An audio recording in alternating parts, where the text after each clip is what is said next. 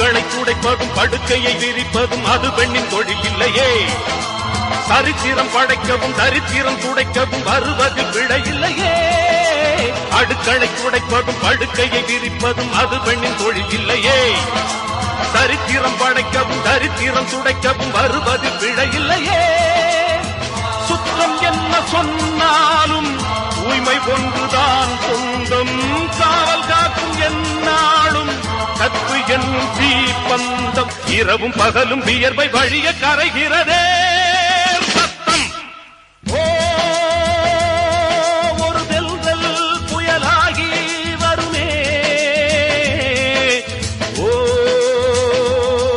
ஒரு தெய்வம் படிதாண்டி வருமே. காலதேவனின் தர்ம எல்லைகள் மாறுகின்றதே. காலதேவனின் தர்ம எல்லைகள் மாறுகின்றதே.